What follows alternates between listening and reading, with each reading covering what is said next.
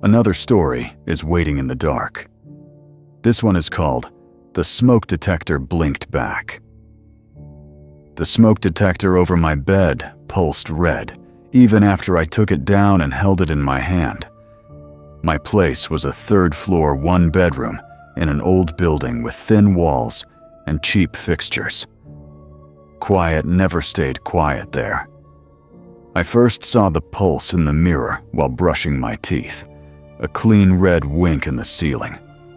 I told myself it was a battery warning, so I changed the battery. That night it came back, steady and patient.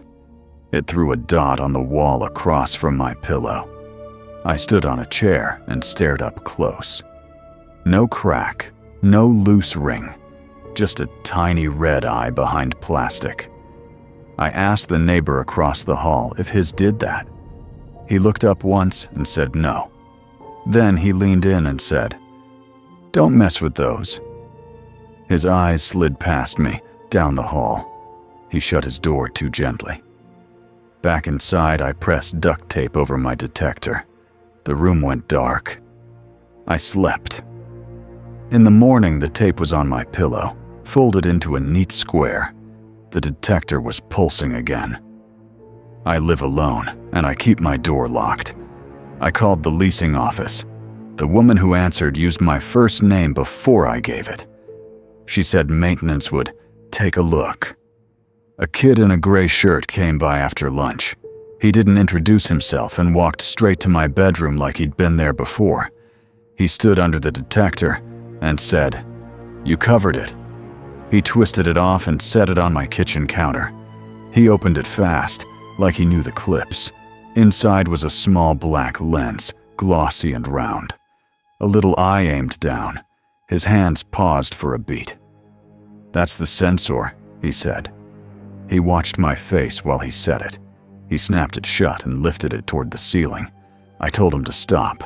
He said, "If you tamper with safety equipment, you get charged." Then he twisted it back into place. Something small dropped from his palm and skittered under my toaster. A tiny black card. He didn't look for it, he just left. When his steps faded, I picked up the card with 2 fingers and put it in my laptop. There was one video. The file name was a date that hadn't happened yet. April 17th, 2026. My bedroom filled the screen from the ceiling angle. Same bed, same closet door. And I was in the frame. I sat on the edge of the bed with my shoes on. My hands were clasped tight in my lap. On my right index finger was a white bandage. I looked down at my hand on the desk. The skin was clean. In the video, I stared at the bedroom door like I was waiting for a knock. The door opened without a sound. A man stepped in wearing work boots and a dark jacket. His face stayed low. He closed the door slow so the latch never clicked. He stood behind me and lifted a strap in both hands. My mouth moved. A few words. Then my shoulders dropped like I'd agreed. The strap went around my throat. The video ended before anything else had to. I drove to the leasing office with the card in my pocket. I needed people and bright light. The woman at the desk smiled like she'd been expecting me. I held up the card and told her about the camera. I told her the date. Her smile stayed. Her eyes didn't. She said, "Those are standard units," like she was talking about carpet. I asked who had keys to my apartment. "Management and maintenance," she said. "That's for your safety." Then she asked, quiet as a favor, "Are you planning to be home on April 17th? Her eyes dropped to my right hand, like she was checking it. I walked out without answering. I didn't go back upstairs. I drove until the building felt far away and found a motel by the highway. In the morning, my neck felt raw. In the mirror was a thin red ring, even all the way around. I threw the micro SD card into a gas station trash can. I watched it land among cups and crumbs. Then I drove off and didn't look back. That evening it was on my motel nightstand. Clean. Centered. No smudges. My finger is still uncut. April 17 is still ahead of me.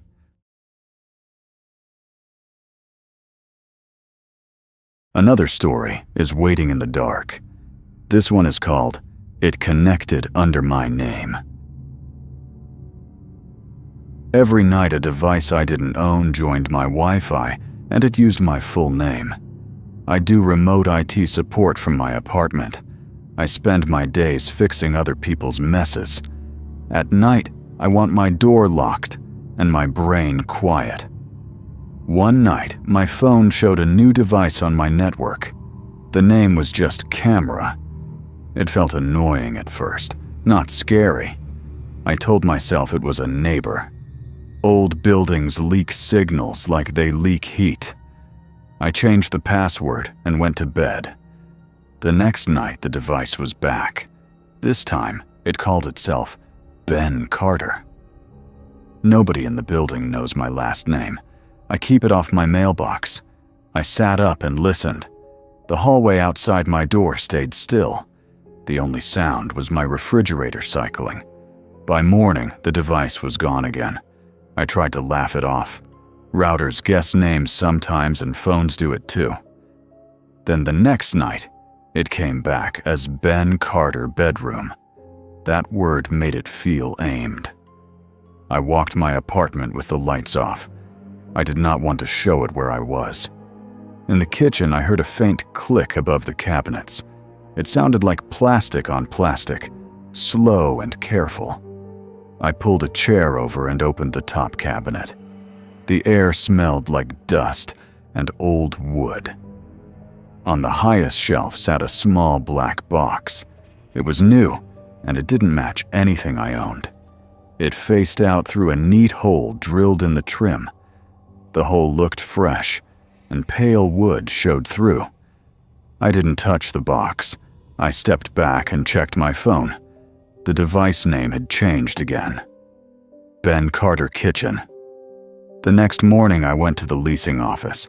I kept my voice light. I asked if they were installing new safety equipment. The manager smiled and said, "Ben." "No." Like we were old friends. I had never given him my name. On his desk was a folder with my unit number on a sticky note. He slid it under a stack of forms. A heavy ring of keys sat by his coffee mug. One tag read 3B, and he turned it face down. He watched my eyes land on it. He asked if I'd been sleeping okay. He said it like a doctor. That night I drove to my sister's place and crashed on her couch. Her house smelled like laundry soap and kids' shampoo. I didn't tell her why. I said my internet was acting weird. After she went to bed, I checked her Wi-Fi list. A new device was connected. Ben Carter on couch. My sister was asleep down the hall. Her husband was out of town. I was the only adult awake. I emptied my laptop bag onto the coffee table. My charger, badge, and keys hit the table. Then a thin black square slid off the bottom of my laptop. It had been stuck there with gray adhesive. It was warm, like it had been working. One side had a pinhole lens. The other side had a faint red dot that winked once, then went dead. In that moment, the apartment stopped mattering.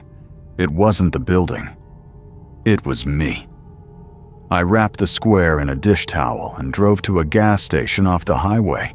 I dropped it into the metal trash can by the air pump. I watched it fall between soda cups. Then I drove away. When I got back to my sister's, the bottom of my laptop was clean. The adhesive was gone like it had never been there. In the morning, my sister asked why I left a dish towel on her nightstand. I told her I didn't. The towel was the same one I used at the gas station. It still smelled like fries and gasoline. I went home that night because I needed my own bed. I needed to know what was waiting for me there. Above my kitchen cabinets, there was fresh paint and a new strip of molding. No hole. I unplugged my router and set it on the counter. No internet and no network. Just quiet. Later, in the dark, the router made a soft tapping sound. A single light blinked once, even though the cord lay coiled beside it. From above the cabinets came that patient click again, closer than before. Then my front doorknob turned, just enough to test the lock. I stayed still in bed and held my breath. From the hallway came a voice, low and calm. "Ben." In the morning, the router was plugged back in. A new device was connected, and it had renamed itself Ben Carter Home. Another story is Waiting in the Dark. This one is called My TV Was Watching First. My TV turned on by itself and showed my living room from a high corner, like I was the one on display. I live in a split level on a quiet suburban cul-de-sac, the kind of street where kids ride bikes in loops. My wife moved out last spring. I kept the house looking the same. It felt safer that way. That night I was rinsing a plate. The screen lit the wall blue behind me. I walked in and saw my couch and my front window. No menu, no channel, just the room I was standing in. Then I saw myself step into the picture. After a short delay, I stepped into the real room. I waved at the TV. The man on the TV waved back a moment later. The angle was wrong for a mirror. It was looking down, not across. I told myself it was some smart feature gone stupid. I don't use half the apps on that thing. I pulled the plug and carried the TV into the garage, face down like a guilty kid. When I came back, the screen was still on. The cord lay on the living room floor in a loose coil. On the TV, the lamp by the couch was on. In my room, it was off. A beat later, the switch clicked in the dark, and the real lamp came on, like it had to catch up. I slept with a chair under the doorknob. The house stayed quiet anyway. In the morning, the TV was black and ordinary. The plug was back in the outlet like I had dreamed it. I called a locksmith and paid too much cash. He stood at my door and looked at the deadbolt like it had told him a story. "This lock's been pulled before," he said. "Recent." I told him I'd never changed it. He nodded like that wasn't surprising. Then he asked, "You live alone now, Ben?" I hadn't said my name. His eyes flicked to his clipboard and away. That afternoon, taking trash to the curb, I saw a plain white work van idling at the corner. No markings, no ladder rack, just a man sitting still behind glass. When I stared back, the van rolled away slow, like it didn't want to look rushed. Before dark, I unmounted the TV and checked the wall. The drywall behind it had fresh, pale dust on the studs, like someone had drilled and patched. I vacuumed it up and tried to keep my hand steady. After dark, the TV turned on again. It showed my living room empty for a while. Then, on the screen, I walked in holding a baseball bat. In real life, I was in the kitchen with nothing in my hands. My throat tightened anyway. The TV was showing what I would do. I took the bat from the coat closet and stepped into the living room. The picture followed, a little behind me, like a shadow with manners.